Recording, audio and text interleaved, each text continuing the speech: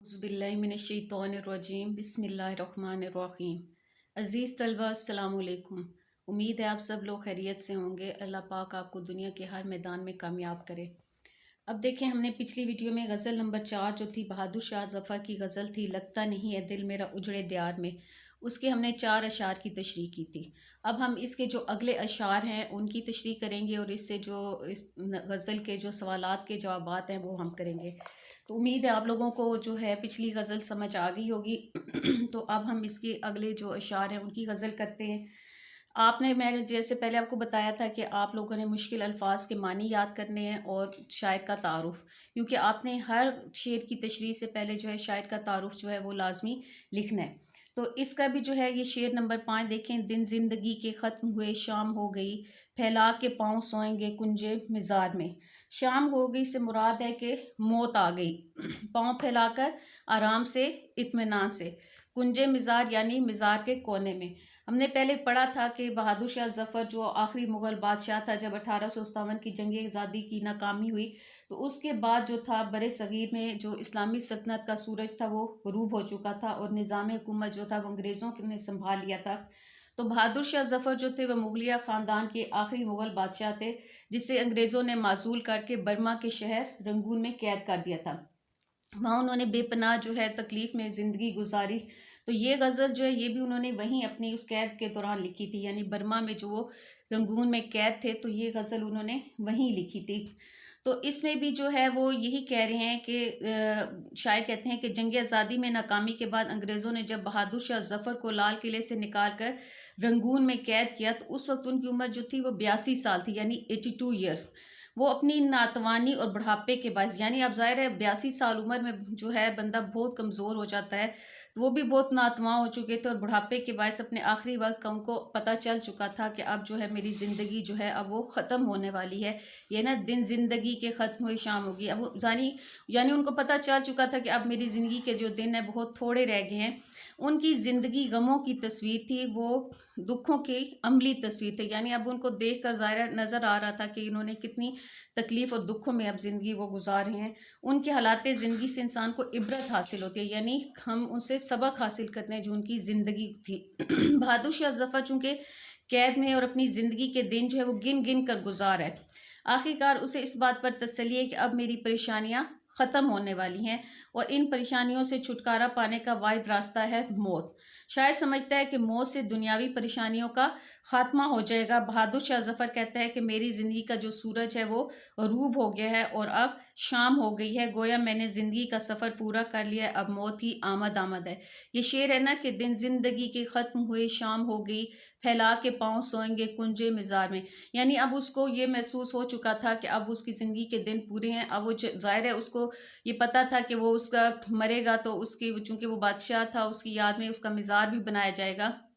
तो वो कहता है कि अब मैं मिज़ार के एक कोने में आराम से सोऊंगा। इससे मुराद है कि अब मैं मौत का वक्त आ गया है और मेरी ज़िंदगी की जो है शाम हो गई है और अब मैं मैंने अपनी ज़िंदगी का सफ़र जो है पूरा कर लिया है।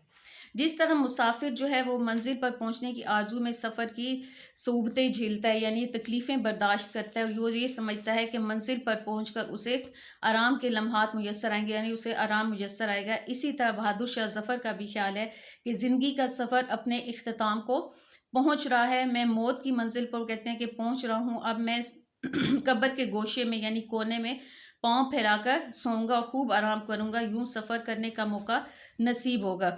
मुझे जिस सुकून की ज़रूरत है वो मरने के बाद ही मिलेगा। शायद चूँकि बादशाह थे तो उन्हें यकीन था कि उनके लिए उनकी यादगार तामीर होगी, यानी उनका मिज़ार कायम किया जाएगा। इसलिए वो कहते हैं कि मिज़ार के एक कोने में सुकून की नींद सो जाऊँगा, क्योंकि मौत अब्दी सुकून का नाम है। अब्दी सुकून यानी हमेशा के सुकून का नाम है।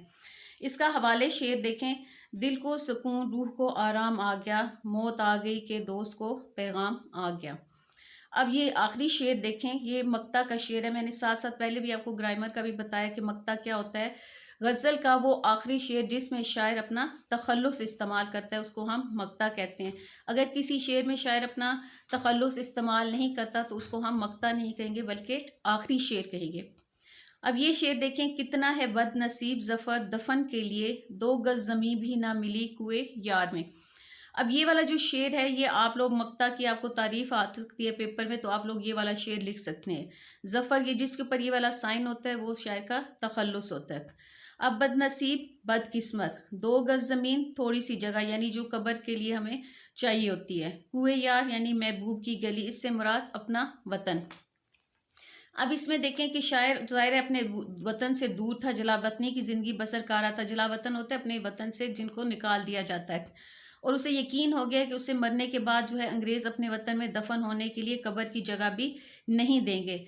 तो बहादुर शाह ज़फ़र को जलावतन करके रंगून यानी बर्मा भेज दिया गया था। वो अपने वतन से दूर रंगून ही में इंतकाल कर गए और उन्हें वहीं दफन कर दिया गया। गोया उन्होंने इस शेर में जो पेशन गोई की वो सच साबित हुई, यानी मरने से पहले ही उन्होंने ये कह दिया था कि कितना है बदनसीब ज़फ़र, दफन के लिए 2 गज ज़मीन भी ना मिली कुए यार में। यानी उन्होंने ये पहले ही ये कह दिया था कि मैं जब मर जाऊंगा तो मुझे अपने वतन में दफन होने के लिए कब्र भी नसीब नहीं होगी। तो वो जो उन्होंने पेशन गोई की थी वो सच साबित हुई। शायर कहते हैं कि मुझ जैसा बदनसीब और बदकिस्मत शख्स कोई ना होगा कि जिससे मरने के बाद अपने वतन में दफन होने के लिए थोड़ी सी जगह भी ना मिली। चूंकि बादशाह ने नहायत शान शौकत के साथ हुकूमत की थी, इस अजीम दौर को बरसगीर का सुनहरी और ज़री दौर कहा जाता है। अब वो खुद को इतना बदनसीब तस्वुर करता है कि वो कहता है कि मुझे मरने के बाद दफन होने के लिए अपना वतन भी नसीब ना हो सका। ज़ाहिर है उसको पता था कि अब चूंकि वो कैद में था, उसको पता था मैंने मर जाना है और या यही मुझे ये दफन करेंगे कि मुझे अपने वतन में नहीं दफन किया जाएगा। तो वो कहते हैं कि मुझे मेरे जैसा बदनसीब कोई नहीं है कि जिसे वतन भी नसीब ना हो सका। ये शेर चूंकि शायर ने हालत कैद में लिखा था और उनको अच्छी तरह अंदाज़ा हो गया था कि वो अब कभी अपने वतन वापस नहीं जा सकेंगे और उनके मुकद्दर में अपने वतन से दूर दफन होना ही लिखा था। ये मकाम इबरत है। इंसान पर वक्त कभी एक सा नहीं रहता, हालात बदलते देर नहीं लगती। जो आज बादशाह है तो वो कल को फ़कीर भी बन सकता है। शायर को सारी उम्र नाकाम हसरतें मिली और इसकी ज़िंदगी का इख्तिताम भी एक हसरत के साथ ही हो रहा है। इसका जो है मुतलका शेर देखें, हवाले शेर देखें। जिस सर को गुरूर आज है यहाँ ताजवरी का, उस पर यही शोर है फिर नोहा गरी का। ये इसका हवाले शेर है, ये आपने लाजमी याद करना है। अब आपने देखा कि सारे हमने अशार की तशरीह कर ली है, आपको उम्मीद है समझ आ गई होगी। जब आप तशरीह याद कर लेते हैं या समझ लेते हैं तो फिर आपके लिए सवालात के जवाब जो हैं वो याद करने मुश्किल नहीं रहते। अब हम इसके गज़ल के जो है बहादुर शाह ज़फ़र की गज़ल के सवालात के जवाब देखते हैं। पहला सवाल है, बादशाह होने के बावजूद बहादुर शाह ज़फ़र की इस गज़ल में बेबसी क्यों नुमाया है? तो जवाब देखें कि बादशाह होने के बावजूद बहादुर शाह ज़फ़र को अंग्रेज़ों ने गिरफ्तार करके बर्मा के दारुल हुकूमत रंगून में नज़रबंद कर दिया था, यानी कैद कर दिया था। मुग़ल शहज़ादों को बादशाह की आंखों के सामने कत्ल कर दिया गया और इस तरह के कई जो सदमात थे उन्होंने आखिरी उम्र में बादशाह को इंतहाई लाचार कर दिया था। उन्होंने रंगून में इंतहाई बेबसी के आलम में इंतकाल किया। यही वजह है कि बादशाह होने के बावजूद बहादुर शाह ज़फ़र की इस गज़ल में बेबसी नुमाया है। सवाल नंबर 2 देखें कि चौथे शेर में ज़िंदगी की शाम हो गई से क्या मुराद है? तो जो है आपको पेपर में जब दिया जाएगा तो ऊपर शेर भी लिखा होगा। शेर जो भी आपको क्वेश्चन आंसर्स आएंगे, सवालात के जवाब आएंगे, उसका जो भी जिस शेर में से सवाल आएगा वो शेर ऊपर दिया होगा। इस तरह आपको सवाल का जवाब लिखने में आसानी हो जाएगी। तो ये चौथा शेर जो था, ये इसमें देखें कि बहादुर शाह ज़फ़र की ज़िंदगी गमों से भरी हुई थी और ज़िंदगी के आखिरी दिन उन्होंने गिन गिन कर उन्हें गुजारने पड़े। इन्हें अंदाज़ा हो गया था कि उनकी ज़िंदगी की शाम होने वाली है, यानी अब उनकी ज़िंदगी ख़त्म होने वाली है। चूँकि बहादुर शाह ज़फ़र के सामने अपनी ज़िंदगी की आज़ादी और शादमानी है, इसलिए उसे तन्हाई और कैद जो है वो सताती है, मगर ख़ुद को कहते हैं कि अब मेरी ज़िंदगी के दिन ख़त्म हो चुके हैं। मैंने परेशानियाँ और तकालीफ देखी हैं, अब ख़त्म होने वाली हैं क्योंकि मेरी मौत का पैगाम आ चुका है। अब सवाल नंबर 3 देखें कि गज़ल के आखिरी शेर में शायर ने अपनी किस हसरत का जिक्र किया है? अभी हमने की थी गज़ल के आखिरी शेर की तशरीह के कितना है बदनसीब ज़फ़र, दफन के लिए 2 गज ज़मीन भी ना मिली कुए यार में। तो शायर चूँकि बरे सग़ीर का बादशाह था, 1857 की जंग आज़ादी की नाकाम जो थी जंग जो थी, उसके बाद अंग्रेज़ों ने उनको जलावतन कर दिया था।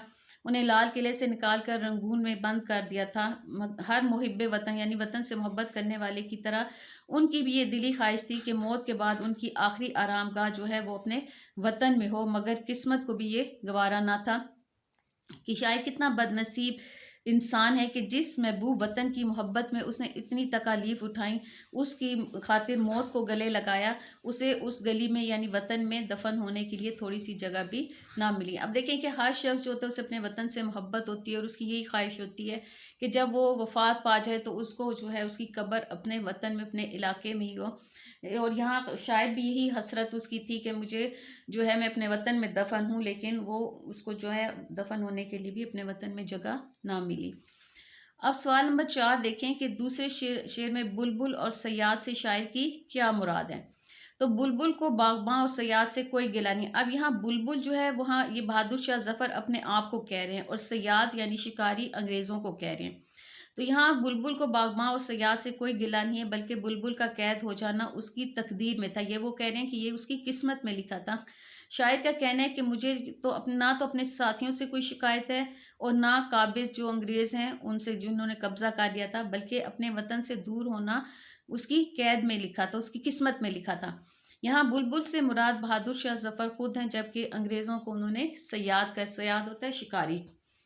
गज़ल के मक्ता में कुएं यार से क्या मुराद है। जो आखिरी शेर था जो हमने मक्ता किया था कि कितना है बदनसीब ज़फ़र, दफन के लिए 2 गज़ ज़मीं भी ना मिली कुएं यार से। तो यहाँ कुएं यार से मुराद महबूब की गली है। यहाँ शायर ने अपने महबूब की गली यानी वतन में दफन होने की बदनसीबी का जिक्र किया है। सवाल नंबर 6 देखें, बहादुर शाह जफर ने उजड़े दियार से क्या मुराद ली है।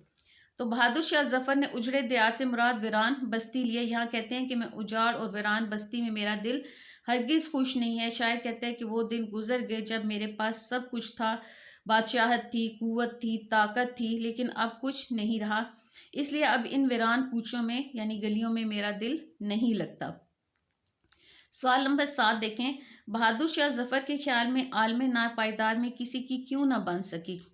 तो शायर कहते हैं कि वो दिन गुजर गए जब मेरे पास सब कुछ था, बादशाहत थी, कुव्वत और ताकत थी, लेकिन अब कुछ नहीं रहा। इसलिए अब इन वीरान कूचों में मेरा दिल नहीं लगता।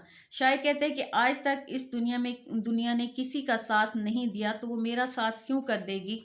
इसलिए कोई शख्स ऐसा नहीं है जो गम से निजात हासिल कर सके। इसकी यही वजह है कि हर शख्स जो है वो दुखी और परेशान है, और यही वजह है कि बहादुर शाह जफर के ख्याल में आलम नापायदार में किसी की नहीं बन सकी। तो ये थे आपके इस गज़ल के सवालात के जवाबात। उम्मीद है आप लोगों को समझ आ गई होगी। आप जो भी तशरीह करते हैं उसको अपने ध्यान से समझ के करना है, रट्टा नहीं लगाना। जब आप बच्चे रट्टा लगाते हो, जब आपको कहीं से भूल जाता है तो फिर आपको समझ नहीं आती है कि आगे हमने क्या लिखना है। तो आपने कोई भी जो है तशरीह जो है या कोई भी आप किसी भी सब्जेक्ट का याद करते हैं, आपने उसको समझ के करना है, रट्टा नहीं लगाना, ताकि आप लोगों के जो है इम्तहान में बहुत अच्छे नंबर आएँ और आप अच्छे नंबरों से कामयाब हो सके। उम्मीद है आप लोगों को समझ आ गई होगी। अगर आपको मेरी वीडियो अच्छी लगी है तो इसको सब्सक्राइब करें, लाइक करें और शेयर करें।